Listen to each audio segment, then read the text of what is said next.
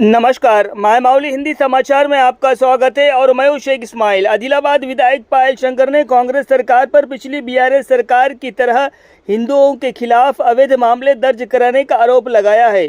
शनिवार को स्थानीय विधायक कैंप कार्यालय में आयोजित मीडिया सम्मेलन में मुधोल विधायक रामाराव पटेल ने आदिलाबाद के सांसद नागेश के साथ मीडिया से बात की। उन्होंने पूर्व मंत्री केटीआर रामड़ू की टिप्पणियों की निंदा करते हुए कहा है कि चुनाव के दौरान भैंसा में केटीआर की सभा में शांतिपूर्वक विरोध करने पर हनुमान भक्तों को भी जेल में डाल दिया गया था।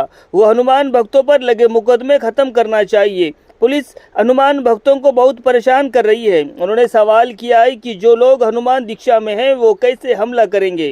उन्होंने भारतीय जनता पार्टी सरकार से हनुमान भक्तों पर दर्ज सभी मुकदमे वापस लेने की मांग की। कार्यक्रम में नेता लाला मुन्ना ने कहा है कि हिंदुओं से गठबंधन करने वाली पार्टियां अपनी राजनीति जड़ें खो चुकी है। इस प्रेस मीट में कृष्णा यादव, आदिनाथ, जोगू, रवि, महेंद्र, श्रीनिवास, राजू, प्रमोद और अन्य ने भाग लिया। टीआरएस पार्टी परिपालिंచినప్పుడు ఈ రాష్ట్రాన్ని హిందువుల మీద దాడులే కాకుండా వేలాది మంది మీద అక్రమంగా కేసులు బనాయించారు। ప్రభుత్వం మారి కాంగ్రెస్ ప్రభుత్వం వచ్చిన తర్వాత మేము అనుకున్నాం గత టీఆర్ఎస్ ప్రభుత్వం తీరు ఈ ప్రభుత్వం వ్యవహారం చేయదేమో, బాధితులు కాంగ్రెస్ పార్టీలో కూడా ఉన్నారు కదా, కొంత మానవత్వంగా ఆలోచించి ప్రభుత్వాన్ని నడుపుతారని మేము ఆలోచించాం।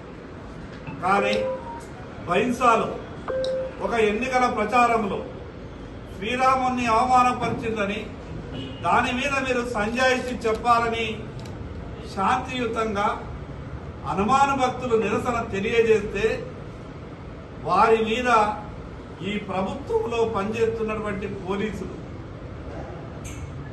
హనుమాన్ భక్తులంతా కూడా కోడిగుడ్డతో దాడులు చేసిండ్రని, రాళ్లతో దాడులు చేసిండ్రని, మారణాయుధాలతో చంపడానికి ప్రయత్నం చేసిండ్రని అక్రమంగా 307తో పాటు మిగతా బెయిల్ రాకుండా క్రిమినల్ కేసులు పెట్టి దాదాపు 35 రోజులు హనుమాన్ దీక్షా భక్తులను జైల్లో ఉంచింది ఈ కాంగ్రెస్ ప్రభుత్వం।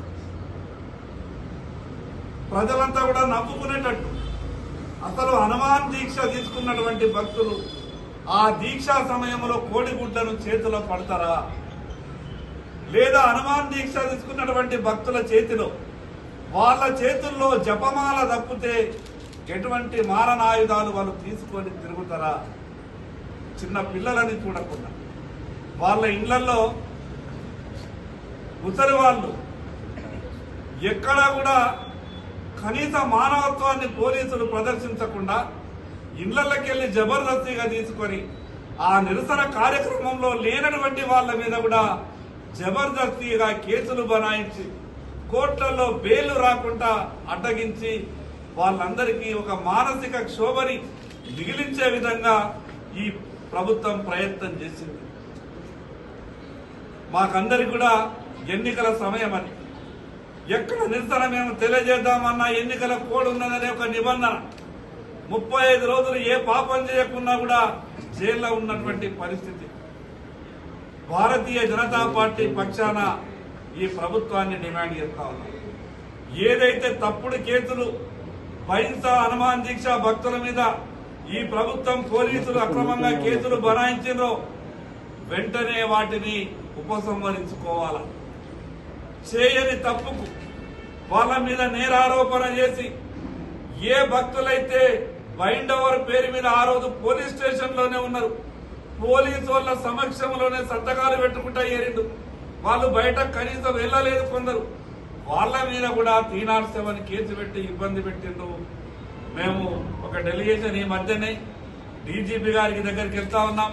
గౌరవ పార్లమెంటు సభ్యులు గోడం నగేష్ గారి నాయకత్వంలో మేమంతా కూడా డీజీపీ గారి దగ్గరికి ఈ జిల్లాలో ఉన్నటువంటి, అదేవిధంగా మా ఫ్లోర్ లీడర్ అయినటువంటి మహేశ్వర్ రెడ్డి గారు, మేమంతా కూడా ఈ జిల్లాలో ఉన్నటువంటి శాసనసభ్యులం, అదేవిధంగా మిగతా ఉన్నటువంటి ముదోలు ఎమ్మెల్యే గారు రామారావు పటేల్ గారు, వారికైతే రామారావు పటేల్ గారు, ఇది అన్యాయం, ఇది మంచి పద్ధతి కాదు, ప్రజాస్వామ్యంలో ఈ రకమైనటువంటి వ్యవహారం మంచిది కాదని అక్కడ ఉన్నటువంటి ఎస్పీ గారికి చెప్పే ప్రయత్నం చేసిన, ఐజీ గారికి చెప్పే ప్రయత్నం చేసిన, స్థానిక శాసనసభ్యులుగా వాళ్ళు అక్కడ ఉన్నటువంటి లా అండ్ ఆర్డర్ చెడిపోవద్దని, అందరినీ శాంతియుతంగా ఉండమని అందరికీ సందేశం ఇస్తూ పోలీసు వ్యవస్థకు రిక్వెస్ట్ చేసినా కూడా పోలీసు వ్యవస్థ కనుకరించలేదు. అందుకే జరిగినటువంటి విషయం మీద ఏ పోలీసు అధికారులైతే అత్యుత్సాహంతో ఆ రోజు టీఆర్ఎస్ ప్రభుత్వం చెప్పినట్టు చేసినట్టు గాని ఈ రోజు కాంగ్రెస్ ప్రభుత్వం చెప్పినట్టు కూడా కొందరు అధికారులు అత్యుత్సాహాన్ని ప్రదర్శిస్తా ఉన్నారు. జరిగినటువంటి విషయం మిగతా హిందువుల మీద ఎక్కడనో దాడులు జరిగితే ఈ ప్రభుత్వానికి ఆలోచన రాదు. అదే ఇక్కడ జైనూరులో వందల మంది దాడులు చేస్తే దాని మీద మాట వరుస కూడా ఈ ప్రభుత్వం మాట్లాడలేదు. ఎటువైనవి 307లు మొత్తం వందల మంది వచ్చి ఆడవాళ్ళు మగవాళ్ళు చిన్నపిల్లలను చూడకుండా ఇళ్లలో గుంజి బట్టలన్నీ కూడా ఊడదీసి కొట్టే ప్రయత్నం చేస్తే కూడా ఈ పోలీసు వ్యవస్థ కనీసం కనుకరించలేదు, మాట్లాడలేదు. అదే హిందువులైతే నిరసన శాంతియుతంగా తెలియజేసిన మారణాయుధాలతో దాడులు చేసిందని చెప్తారు, గుడ్లతోని దాడులు చేసిందని చెప్తారు, రాళ్లతోని తలలు మొదలుపట్టిందని చెప్తారు. ఇది మంచి పద్ధతి కాదు. హిందువుల మీద దాడులు చేసినందుకే, హిందువుల మీద కక్షపూరిత రాజకీయాలు చేసినందుకే టీఆర్ఎస్ పార్టీకి ఏ గతి పట్టిందో తెలుసు. హిందువులతోని గోక్కున్నటువంటి వ్యక్తులు గాని, వ్యవస్థలు గాని, పార్టీలు గాని ఇప్పటిదాకా రాజకీయంగా సమాధులవుతే వస్తున్నారు. మీరు కూడా ఒక మానవతా దృక్పథంతో ఆలోచించండి. ఈ కాంగ్రెస్ ప్రభుత్వానికి, రాష్ట్ర ముఖ్యమంత్రి గారికి విజ్ఞప్తి చేస్తా ఉన్నాం. ఈ జరిగినటువంటి సంఘటన మీద పూర్తిగా న్యాయ విచారణ జరిపి తప్పు చేసినటువంటి పోలీసుల మీద చర్య తీసుకోవాలా. ఎవరి మీదైతే అన్యాయంగా కేసులు పెట్టిందో ఆ కేసులన్నీ కూడా ఎత్తివేయాలని భారతీయ జనతా పార్టీ తరఫున డిమాండ్ చేస్తారు. టీఆర్ఎస్ పార్టీ కేటీఆర్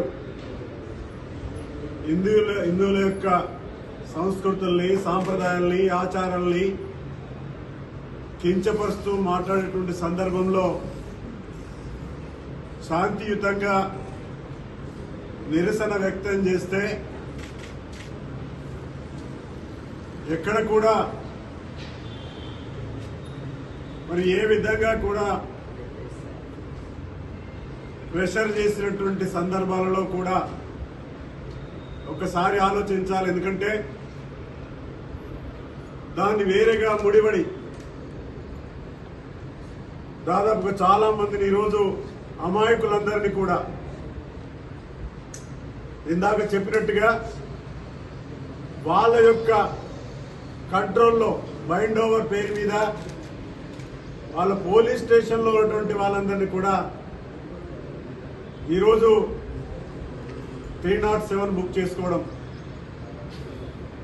అంటే పోలీసులు కూడా వాళ్ళ వెంబడి ఉన్నట్టుగా భావించాలి.